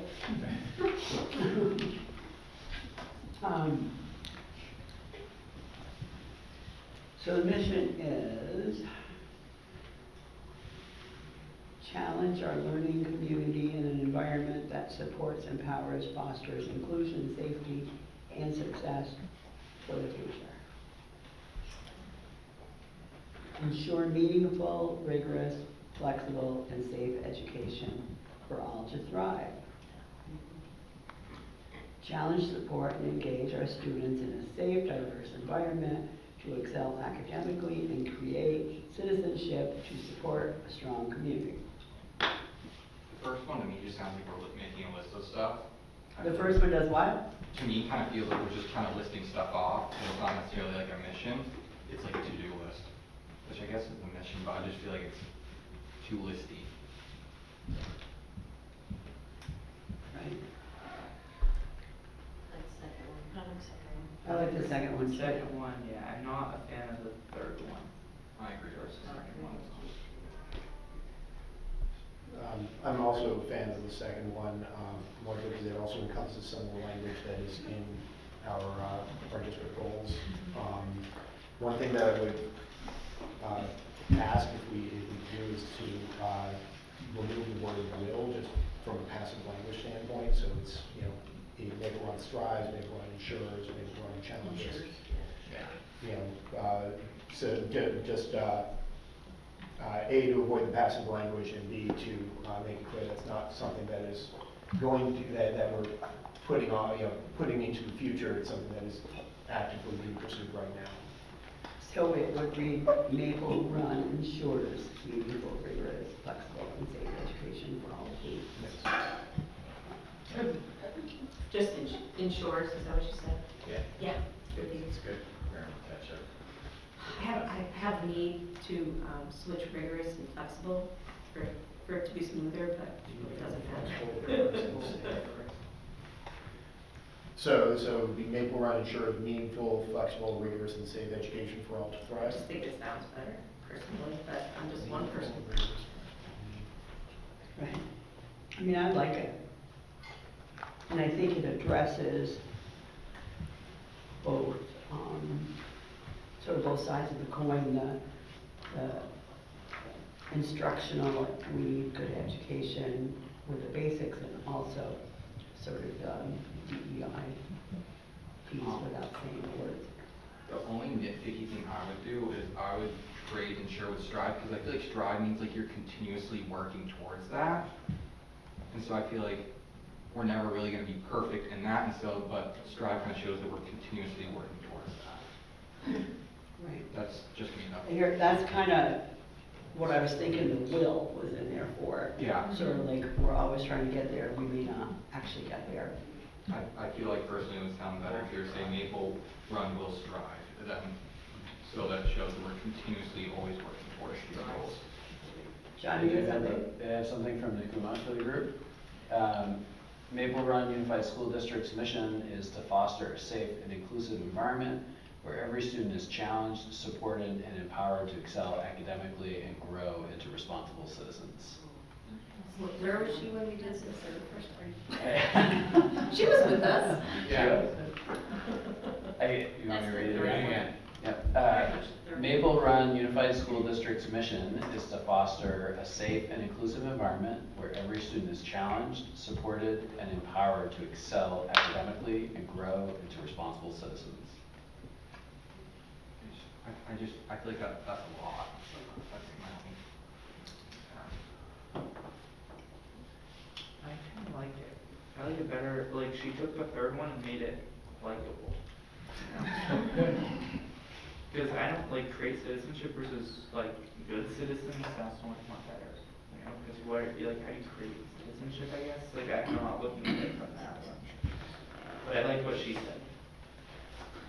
In the interest of putting this out in front of the community and wondering if maybe having a shorter one like bullet point number 2 and then a wordier one is a good way of getting feedback, same as the vision statement, where we have something short and something wordier. Just put both versions out in front of the community and see if, maybe the community really, really likes something longer, and, Straightforward versus complex. I like that idea. Just a comment, see what you think, Bill, about my question. When you say will ensure, like the third one, I've seen lawsuits that parents have brought against school districts because their mission said that they would do something, for sure. And so I like the word strive, or words that aren't, like if you say the district will ensure, a parent perhaps in the future could, after a kid's gone through high school and can't read or something, can say, you said in your mission statement you would ensure that, and my kid can't do it, It's kind of far-fetched, but people have sued school systems because they didn't do what they said they were going to do, and that's a pretty strong statement to say that you will do this. And so I'd rather see words like the district strives to do something rather than absolutely will do something. Because sometimes for an individual child, that may not happen, no matter how hard everybody tries to make it happen through the 13 years of school, well, preschool and whatever, maybe 14 years, preschool and whatever. And maybe that's far-fetched. I'm just... No, I think it's a good cautionary. I think when I was hearing Cooper say for the second one, but I think we can get some feedback. We're not making a decision tonight, but that idea of striving, of like it's a continuous goal. Right. That idea of continuous goal instead of like, boom, stop it. So I You'll like absolutely that do feedback. something. That's scary. And I also am with Charlie on getting the wills out of there, and it's one that I always strive to is to get to active voice and not passive voice, because I have a bad habit of when I first started to write, to do everything in passive voice, so that probably true for me as well. Yeah, I really do. That's kind of what I was thinking, not necessarily on the grounds like a lawsuit, but on like insurance basically like guaranteeing someone, and we can't necessarily guarantee that. Whereas strive, like it's a kind of continuously working towards that goal. Yeah, Strive also has the benefit, as you said, being something ongoing. Ensure has the risk of sounding like our work is done. We ensure us. We already do that, therefore we're good. Yeah, which runs the risk of us sitting on our haunches rather than actively going after improving. So if we took the second one and put striving in instead of ensuring, and then use Nkuma's been a great, Nkuma, thank you, been a great editor, far without being able to speak. But take that and put those two out. I heard Joanna kind of like that juxtaposition might give us some feedback. So it would be strives Joanna to. or Jacoby, somewhere over there said that. Strives to ensure, right? Yeah. Everyone strives to ensure. That sounds good. Rigorous. So we have the ensure there, but it's something that we're striving to do. It's Right. Right. Yeah. I Sounds good. Okay, so we have bullet 2 and a modified bullet 4. John, I hope you're copy pasting those. Okay. So, So what we'll do is I'll work with Aaron, and not much, but I think Aaron will probably do most of it, to start to put these together, and then we'll start to get it out for folks to get feedback. We'll figure out a way that people can do that. We have Google Form or some other means, and we'll, for a couple of weeks, we'll let people know about it.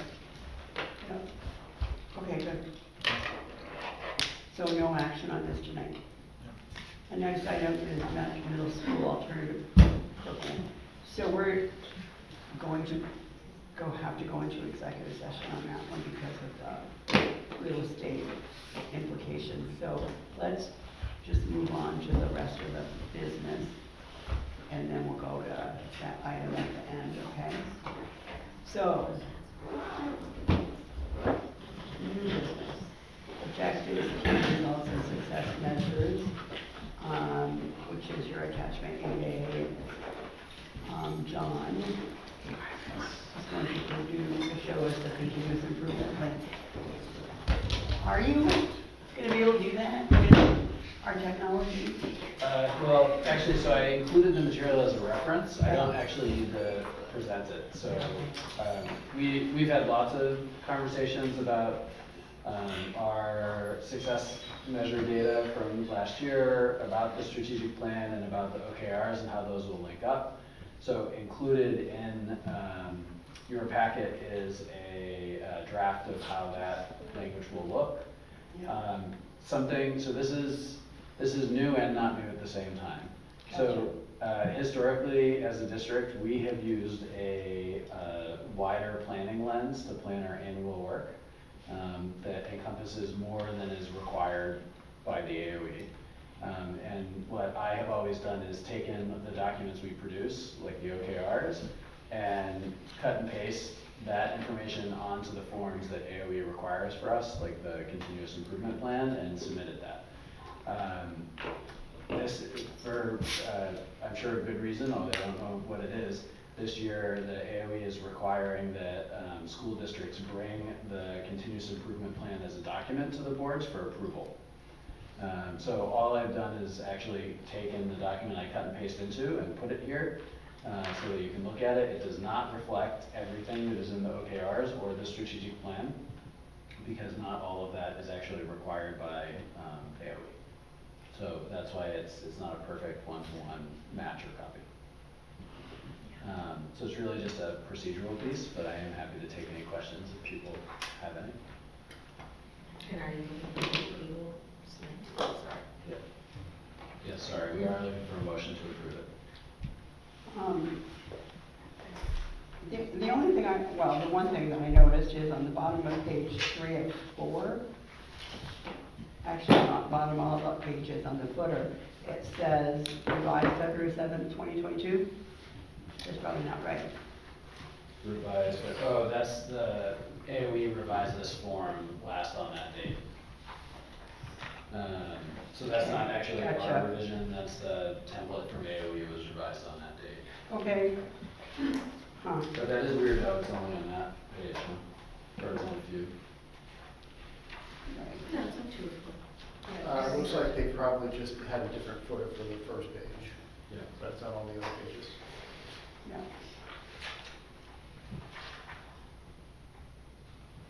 So that brings me to, we don't have any date on this document. Do you need one? No, so AOE, when I submit this in the portal itself, this is just a printout of what goes in there. That is all dated, and everything I submit has to have a certain code on it that is driven by the date, so. Okay, thank you.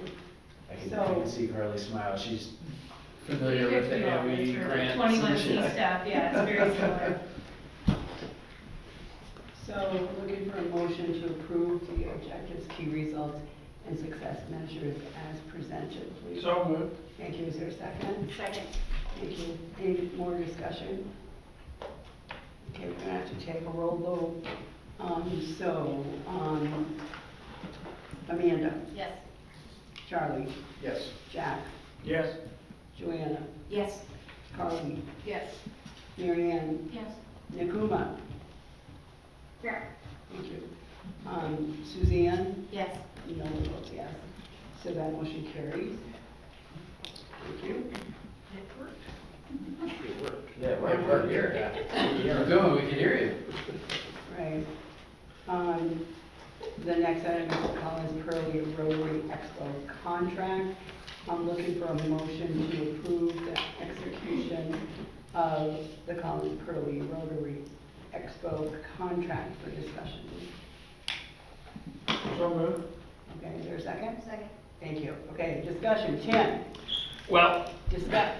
Neil Noel friend, first let me apologize for the technical snafu later meeting, but it still appears to be working. Yeah, it does. Second, I just want to say I really appreciate the life and spirit the student representatives bring. I think they're fantastic. Yeah. And third, although we all know school starts next week, we've had over 200 finest student athletes from the academy here for almost 2 weeks now, and their behavior's been excellent. Great. Just an update on that. Thank you. As far as the Rotary lease, per the agreement between MRUSD and Collins Pearly Sports, we cannot enter into any agreement without 3 years or more without prior approval from the board. And just so you know, we've partnered with the Rotary for 30 years. Their lease is now expired, as you see. They do so much for the community. First of all, over the years, they have thousands of people who come through here, which anytime you get people coming through your facility is a good thing. They're very generous. They built their 1.5 mile walking trail, originally stone. 5 or 6 years later, they widened it, they paved it. They helped build our playground. They put a first sound system in the rink. They just recently donated money towards lighting for Outback on the playground. And they really all, Bill, you can probably tell how much percentage, but a lot of monthly money they generate goes back into the community. It's almost 100%. Yeah, so that's just, they're fantastic. And the Roy Home Show, the spring show, is like the, as good as they sign, Robin, you know, Roy Home Show's coming and spring's coming. Traditionally, we give them like an 18% discount, which I'd like to do in this lease as well. That's all I got. Any questions for Tim? That 18% discount, has that been basically consistent for the 30 years? Yeah. We just feel, again, there's such a good program. It gets people in a building, and that's what it's building for. We're a hub in the community. And again, like Bill said, nearly 100% of all their proceeds go back into the community, and they've been very generous with us over the years. Perfect. Ready to vote? Thanks, Jen. Yep. Amanda? Yes. Charlie? Yes. Jack? Yes. Joanna? Yes. Carly? Yes. Mary Ann? Yes. Nakuma? Yeah. Suzanne? Yes. And Yellow votes yes. Thank you. Tim, I appreciate the opportunity to joke back and forth with you since we've known each other for so long.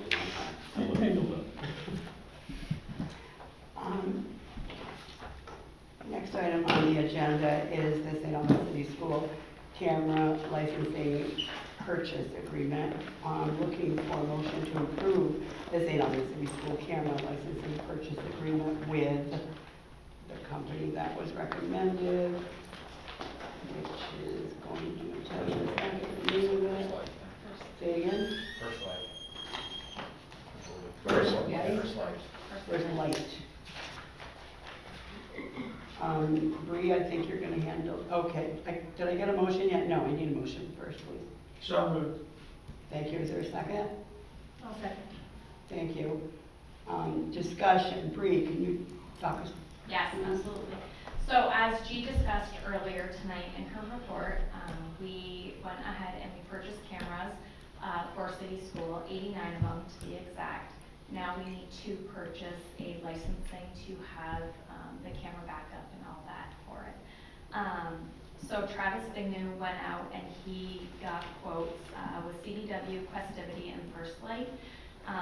With that, he obtained 1-year quotes, 3-year quotes, and 5-year quotes.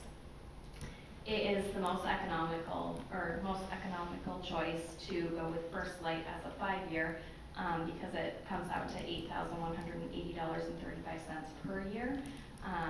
And when you're looking at the other quotes, if we were to do it 1 year at a time, it's over double the cost. We already have these same cameras in the same licensing, For Fairfield and Townsville, we've had them for a couple of years with these, those schools. So we're just asking for approval to go with a five-year license with them. It will be broken out as $8,000 per year to the budget, but we would obviously be paying that year after year regardless. Any questions? Just a clarification, you said 89, the document says 91 cameras, was that just a mistake? Or? So we did have a revised quote from them, so it did come down to 89 cameras. Okay. Yes, yep. And then the amount is $40,901.73. Okay. Yes. Okay, ready to vote? Amanda? Yes. Charlie? Yes. Jack? Yes. Joanna? Yes. Carly? Yes. Marianne? Yes. Nicola? Yes. Suzanne? Yes. Nilda votes yes, motion carried. Next item under new business is the item that we added, middle level foreign language. Bill's going to talk to us about that. Yep. This is really an informational piece I wanted to provide to the board. As you may recall, back in May, the board approved a one-year leave of absence for Dorothy Goulet, who's our French teacher at SATEC, and had been providing foreign language to both Fairfield and City School through online options to try to allow that to happen. We have struggled in the past at hiring folks at the middle level. That May, ads were placed right away on School Spring, which is the place that anyone in Vermont and many, many states looks for educational jobs. Foreign language is one of the toughest, probably along with speech language pathologists and math teachers are the three hardest things to find these days for certified people. 2 applicants applied by June 17th. One candidate accepted an interview and the other one didn't want to come for an interview, declined to interview. The one candidate that came was not a fit for Maple Run and quickly learned it was not a fit for them. The job wouldn't fit them as well. So we kept pushing it out through social media, Facebook Front Porch Forum, Instagram. July 19th and 25th, we had additional hiring, and we had one additional applicant on the July 17th, and after looking at their credentials, we could not select them for an interview even. So we started having a meeting with all the principals, including the pre-K principals along with the high school to say, is there something we can do here? And we met to just see if there's something that we could do either through Google Classroom or online. And as you'll hear in a few minutes, we're still down staff. So to take a staff member to supervise an online option that we provided is not something we can do right now. We just don't have another ESP person to do that. And one of the things that we all agreed on, that providing something that was at best marginal quality is not something we want to do for our students, and we have experience bringing people in that aren't necessarily a fit for the organization, and that actually causes more problems than it solves. Especially in the middle school. Yeah, so we are going to be suspending or pausing world language for this year at the middle school. We all want to happen. I want you to hear that really loudly. It's not something that we're excited about. We know that we're pulling an opportunity away from our kids, but we'd rather do it with a level of quality that we can ensure than have it all. And we had a lot of staff say, well, let's do something online. And it was like, well, we're already down. You're going to hear in a few minutes, we're already down ESP staff. And you've got to have someone in the room to supervise it. You can't let kids learn. You can't say, just go to the back of the math classroom and try to do this while someone's teaching something else in the room. So I wish I had better news to give you, but this is one of our struggles, right? And are the hiring efforts going to continue, hopefully, to bring it back in future years? Well, hopefully, my hope is that Dot, who's an awesome middle school teacher, is back next year. I can't guarantee that, but that's my hope right now. If that isn't, then we will keep trying to hire for that position. It's not an easy one to fill. So the plan right now is not to hire it because we believe that someone's going to be back or that's gonna be back? We are not gonna continually hire throughout this year. Okay. If Dot cannot return by the time we get into hiring, then if we could be out front in March, we probably have a better chance than we do in May when we started. Okay. Can I guarantee you we're gonna find it in a world language? I cannot. We'll do the best we can. Send some of those to Dot then. So you said, you know, I understand that about the supervision piece, you don't have anybody else there, so then what will the kids be doing during that? So they've rescheduled the Unified Arts time to cover, to take up that slot. Gotcha. Yeah, they've redistributed that. That's why we had to make a decision the end of July because we had to reset school schedules. And when kids, I would imagine, in the K through 8 school were taking language, they were opting out of something else, so you're. Yeah, they all had to have choices. I will Right. have to say, we're at the point now with our middle schools, is that we can't provide everything to everybody. Kids have had to make choice. Yep. Yep. Okay, great, thank you. Okay, thank you. Other business, we have the warrants. I'd like a motion to approve the warrants, acknowledging that passage of this motion will act as authorization and signature of any individual board member participating remotely. So moved. Commissioner, is there a second? Second. Thank you. Any discussion? Okay, so we'll take a vote. Leander? Yes. Charlie? Yes. Jack? Yes. Joanna? Yes. Carly? Yes. Mary Ann? Yes. Nakuma? I think that was a yes. Suzanne? Yes. You know the vote is yes. That passes. Next is the superintendent report. So I just talked about staffing, but I want to start it, and I'm going to ask Becky to stay so she can give you a full report. But the great news is we're doing better than we have in the previous years. We still aren't fully staffed, but it keeps getting better. We have some critical areas, and so Becky, if you could give us kind of a highlight of where we're at right now and what some of the critical staffing that we're working on. And I can tell you, just going to steal a bit of your thunder. In the past 2 days, 10 people have joined Maple Run. She and Joanna have been working hard. That was a big thunder. I really wanted to give to everyone. If you haven't had an opportunity yet to meet Jo, I think every one of you has. She's amazing. She's been with us just over 9 months, and I hear about it because she's ready for her 1-year anniversary. And she is amazing. She has onboarded 10 people, as Bill said, in the last 2 days, and she's just coming back to work after having been out unexpectedly last week. So I just have to say, shout out to Jo. And thank you, Erin, for bringing her to my attention. So it has been a whirlwind of job postings and taking job postings down and searching for people. I'll give you some highlights and then happy to answer any questions. Our professional staff, we have 12 openings right now for professional staff. That ranges from special ed to math integrationist to tech integrationist in our buildings. We have 12 ESP positions open, educational support professionals. That's our paras levels. Our paras are level 2s and our BIs.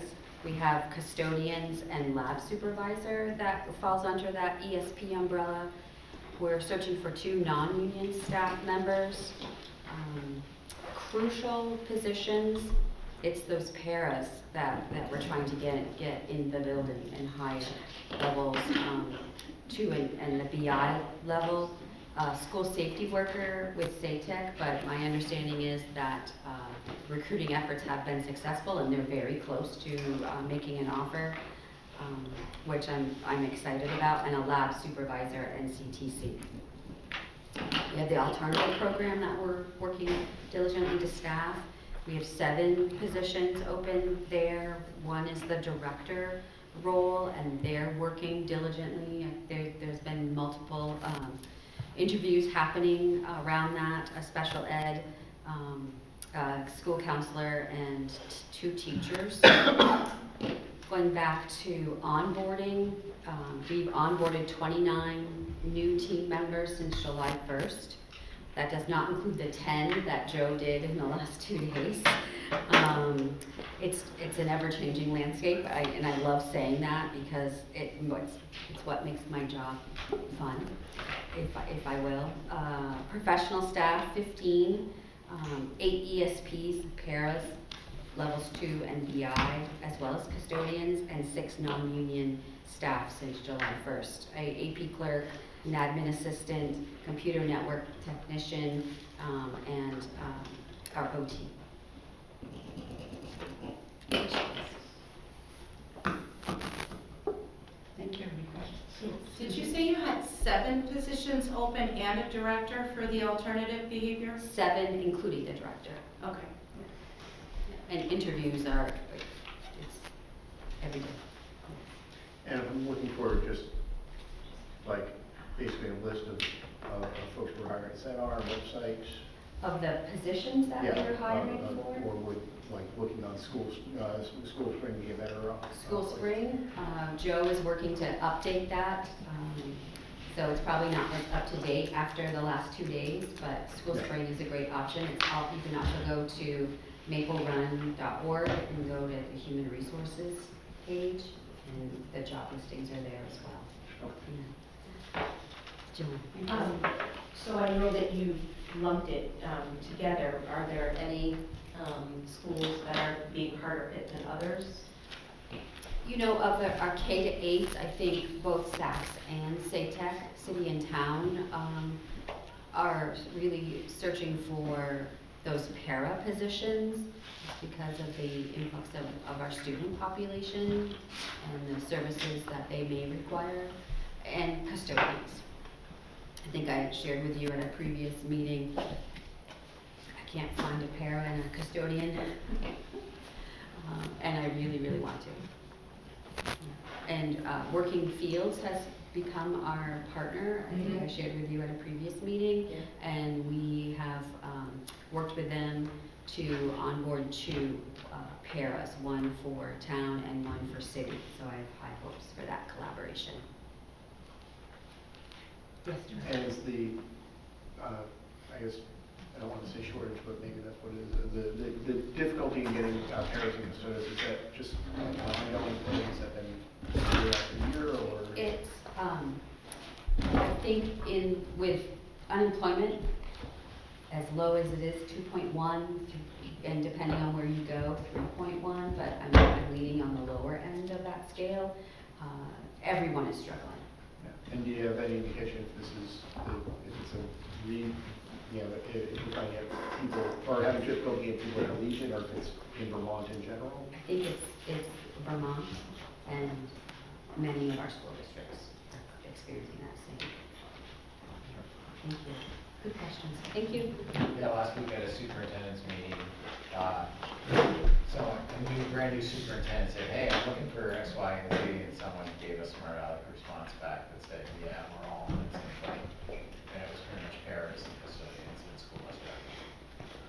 So, yeah. Couple other things I want to mention to you. I want to invite you all on Friday here at Collins Burley. We're going to be having a convocation. It starts at 8 o'clock. We're starting an hour earlier. We had a lot of feedback from staff in the past couple of years of convocation to change it up, so I'm taking some risks, which will be fun. Bree does a great cheer over there for me. So we've had about 35, 40 staff in on designing convocation. The biggest thing they said, don't let us sit in the chairs too long. So we're going to be all over this campus with Tim's help. Right, Tim? Sure. Sure. And Aaron have been huge helps in that as well. They've been really, by doing this, it's taken, the organization has jumped up probably at least, and I'm not trying to be overzealous about it, at least 10 times the amount of work to organize it. It's just really taken a lot of organization. But hopefully everyone will enjoy it. I'm not going to get too much into it, so we're trying to have some surprises. I've said that. You may have seen an email that went out that said, be ready to be active. And you will have, and one of the themes is, as you heard from my colleagues, about choice boards for learning is about choice and how you experience your journey at convocation. So there's a lot of choice. The students will be performing again, really trying to celebrate. There's lots to celebrate, as you've heard for the past while here at Maple Run. We've got a lot of great things going on. So we're starting at 8 a.m. sharp. The next thing is I want to give some verbal information requests. Both Marianne and Charlie had asked things before the last meeting, and you had set down a procedure as a board.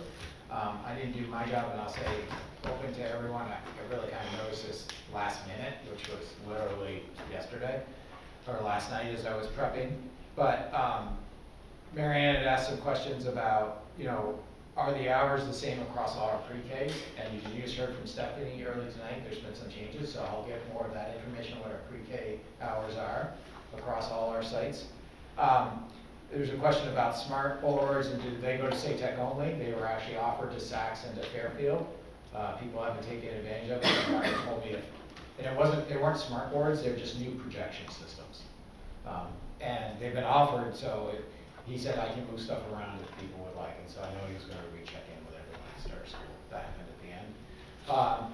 The other one was criteria for the alternative school, and as you saw in the presentation from Alexis, there's some criteria there about major and minor instances that we were looking at, but it's really going to come down to looking at almost all of the students that are going to be available for that are on IEPs already, so it's going to be looking at their IEP and their least restrictive environment, what the IEP team says, so it's very similar to an outside placement that would happen. That's what we're trying to stop is, if you remember for the alternative program, it was about we have kids lining up for outside placements and we're trying to service them ourselves.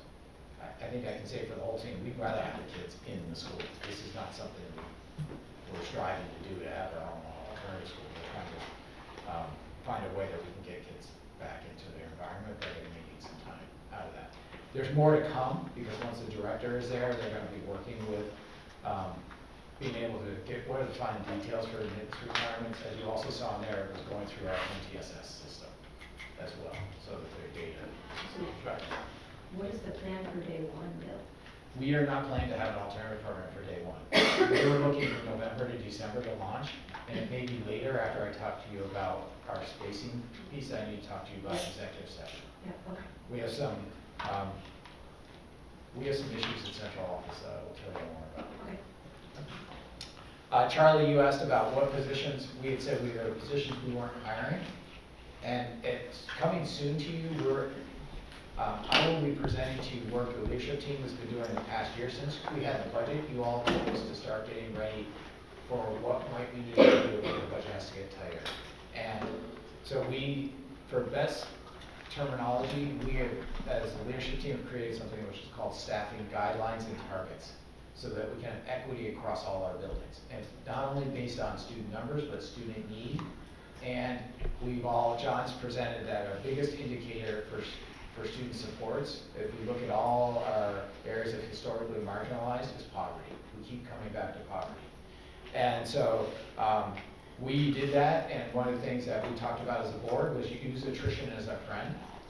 So we looked at places where people left, and that we would potentially be cutting in FY26. One of the things that we really learned is that our sped caseload is really low for some of our schools per case manager compared to national and state averages.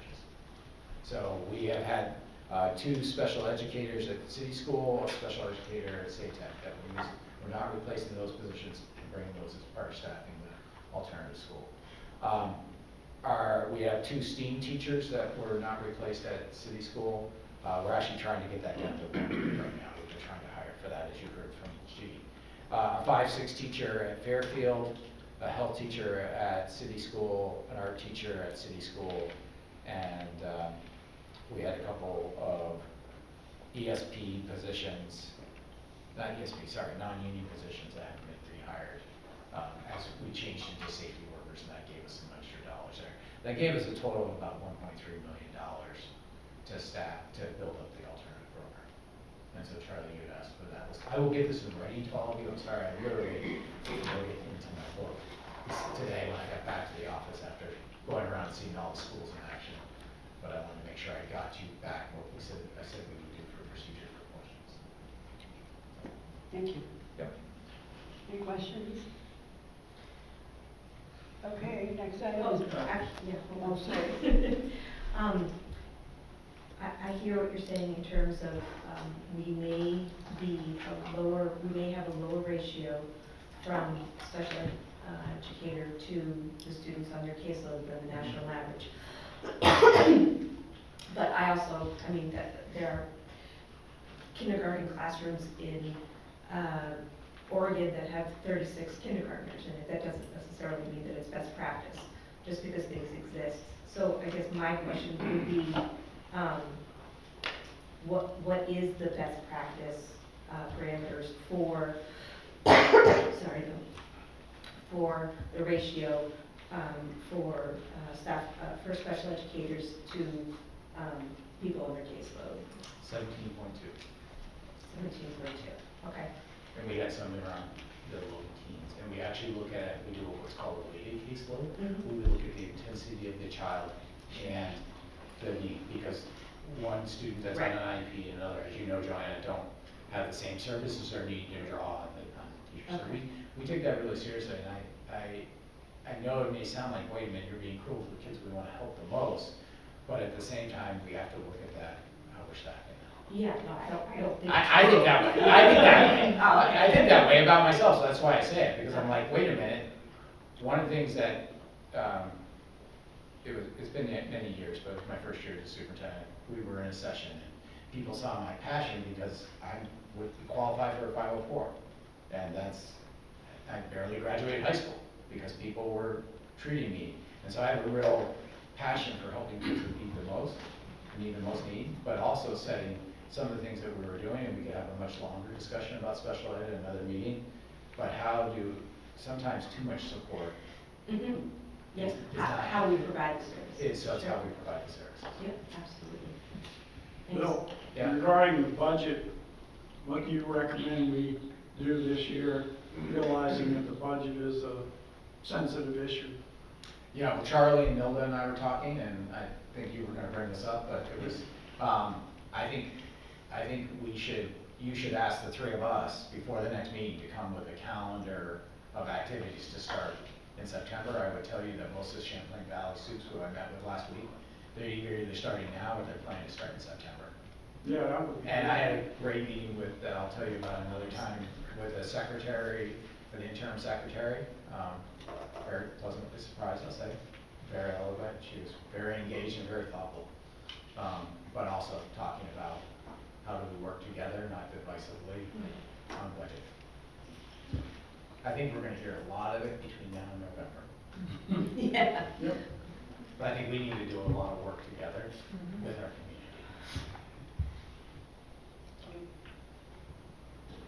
Any board announcements? Board reflections, I think we're still a little early for the board reflection part of this agenda, unless someone's been somewhere and wants to comment on any of the activities they've seen related to school. Okay. We have, to go back on our agenda, so we're going to talk about items 7C, which is the alternative program. First, I'd like to make a motion to move item 7C, update on central office space and middle school alternative program, into executive session per VSA subsection 313A2, the negotiating or securing a real estate purchase or lease option. Would someone second that motion, please? Before we do that, just on the item for agenda for the future meetings, can we just make sure that we officially make sure that the budget is going to be on the next agenda? Gotcha. So I nod over there. Yeah. Yeah, Aaron nodded, so.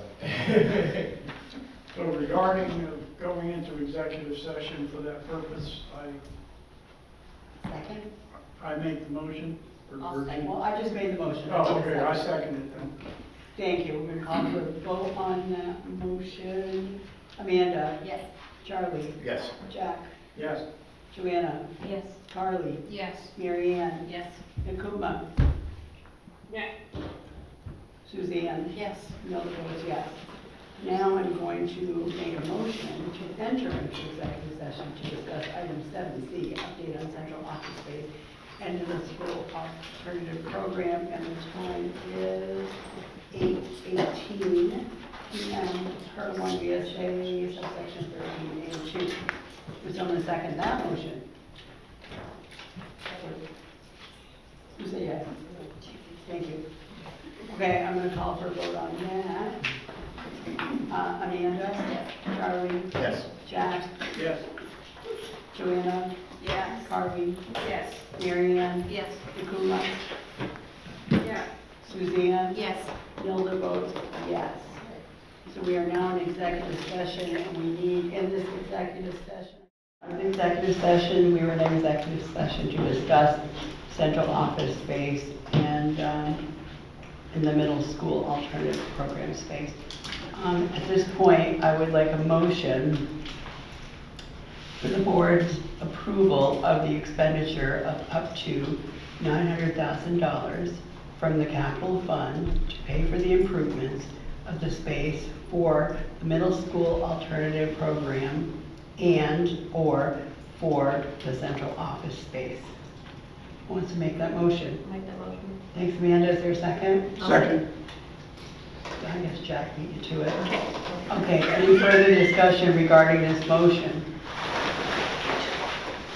Okay, we're gonna go to a vote on in favor of the motion. Amanda? Yes. Charlie? Yes. Jack? Yes. Joanna? Yes. Carly? Yes. Mary Ann? Yes. Nakuma? Yes. Suzanne? Yes. Nilda votes yes. Motion carries. Is there any other business that needs to come before the board? Hearing none, meeting is adjourned at 9:13 p.m. Thank you all. Thank you all for staying.